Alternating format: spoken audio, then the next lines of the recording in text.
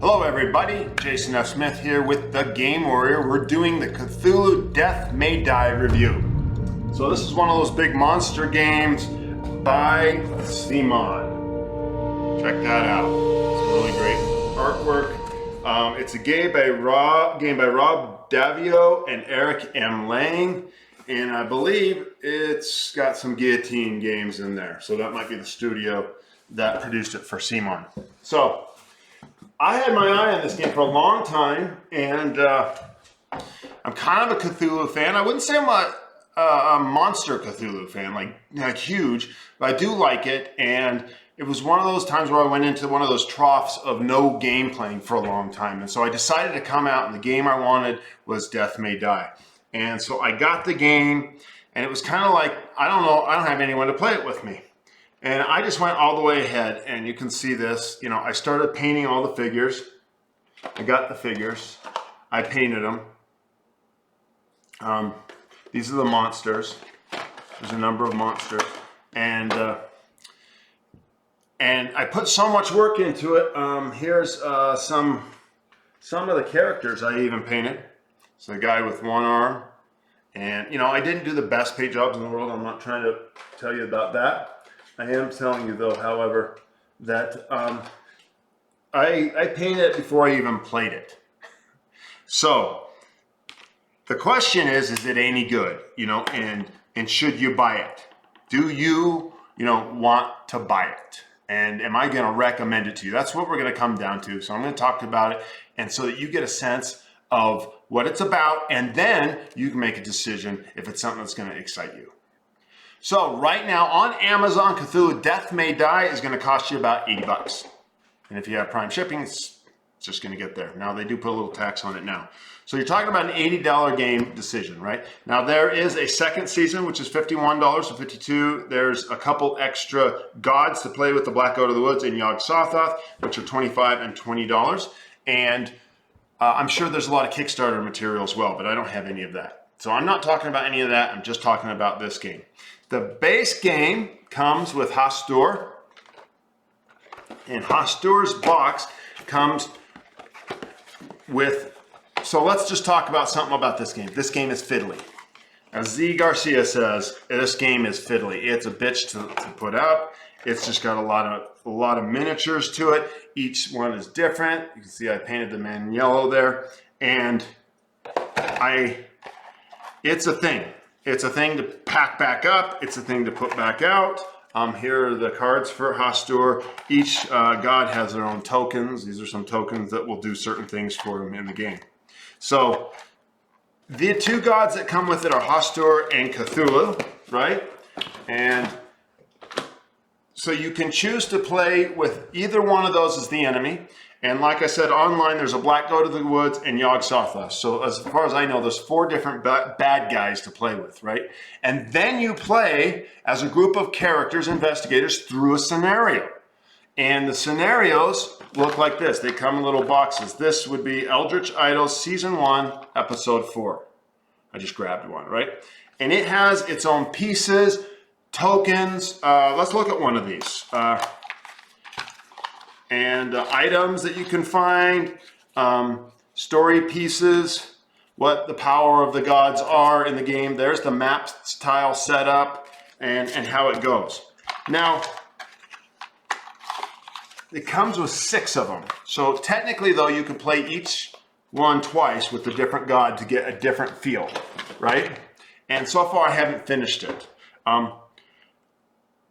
Right now, let me tell you this. As far as I know, this is not like a legacy game. Like, I'm 5 into this, I'm not quite done, and I don't see any theme through it. It's season 1, but it doesn't seem to be thematic. It doesn't seem to be what happens in episode 1 affects 2, affects 3, right? That does not seem to be happening. So it doesn't seem to be an uber story. Now, maybe there is, and I'm just totally missing it, but I don't think so. So for me, that's a little bit of a mark down. I really like legacy games. I like the idea of going from one to the next and seeing something here that matches later on. I really love that. Now it comes with a rule book. I had to read it, figure it out myself, watched a couple videos. It's good. It's a good, solid rule book. It comes with characters.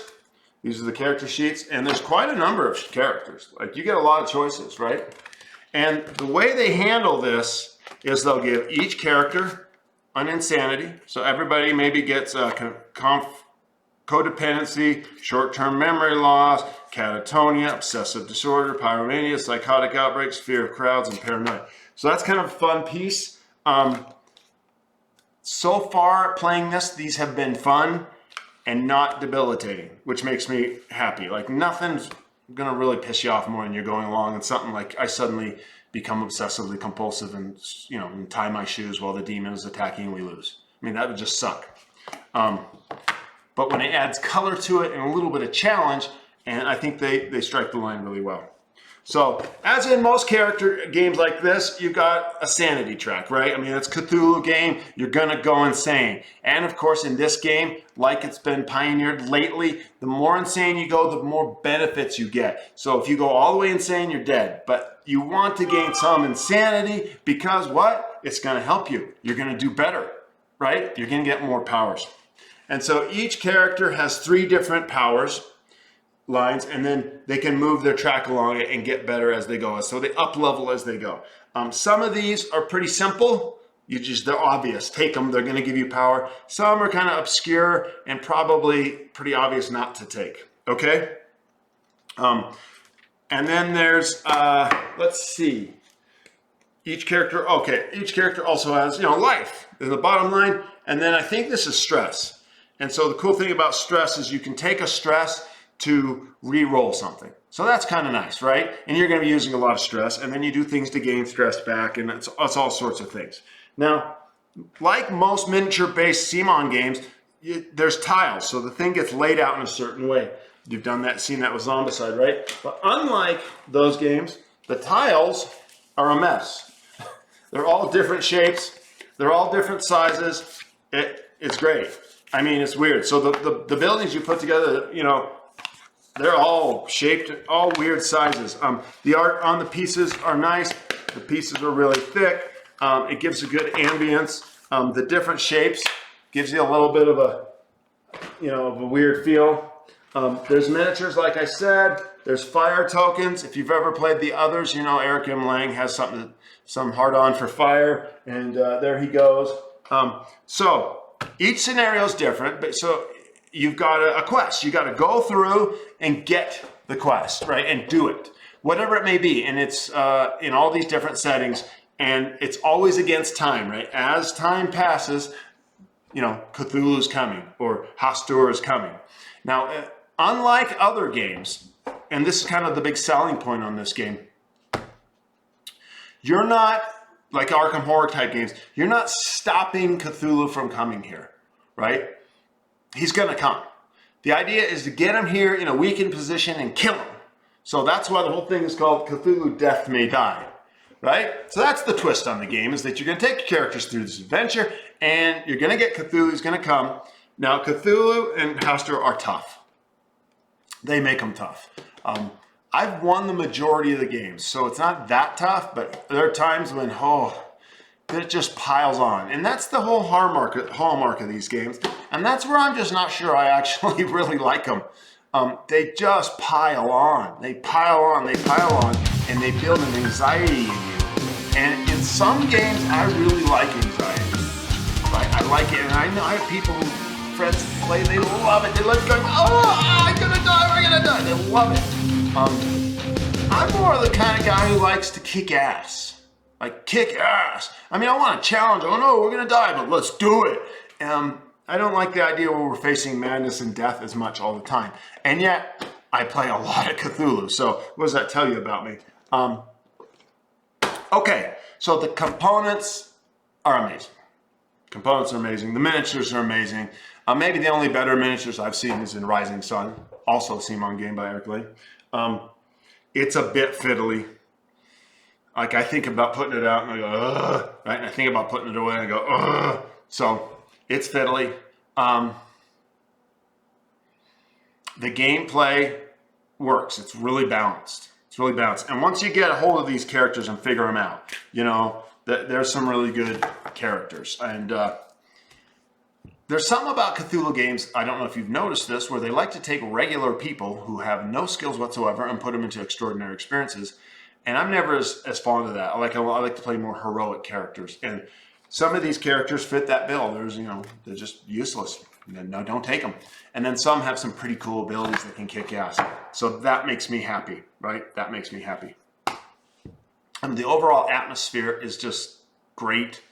The sense of doom, the sense of cultists. Oh yeah, I forgot the cultists. I painted all the cultists.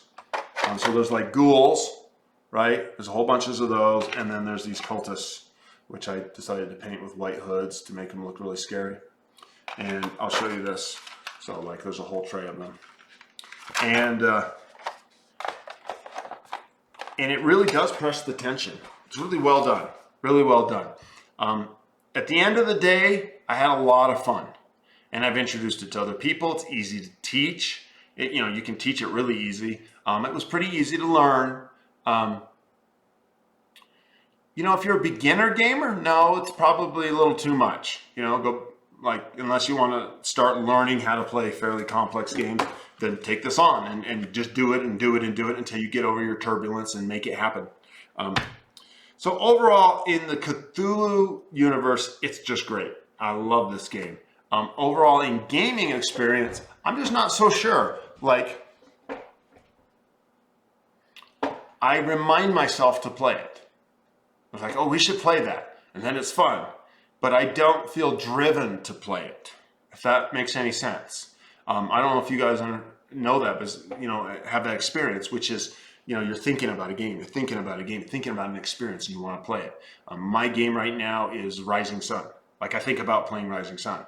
And me and my wife always looking for that third person, hopefully actually 2 more so we could play it with 5. That's on my mind. Wingspan came out. Wingspan was on my mind. I mean, even Everdell was on my mind. And this was on my mind for a little bit. But then it kind of faded. And I started to revisit it and think, you know what? I really want to try that. And the reason I'm revisiting this in my mind is because I've recently played The Others, which is also by Eric Emling. And in that game, there's some mechanics that feel similar to this, and it reminded me of it. And I thought, let's get back to this. And so I realized I hadn't done a review for it. So if you're into this kind, miniatures, you want to paint, if you're into multi-level boards and moving things around and tactics, and you're into characters that gain levels and you have to make the right choice of what to gain and what not to, if you have to balance your sanity, right? You got to go insane so you get more powers, but you can't go too insane. And then you like these stories. So the stories are probably the weakest point. Right? There's not much story. They're a setup on a board and you got to solve it. It reminds me a little bit of Zombicide. Each scenario, there's scenarios. You just got to go through them. As far as I can tell, there's no overarching story, so there's no rich depth from that angle.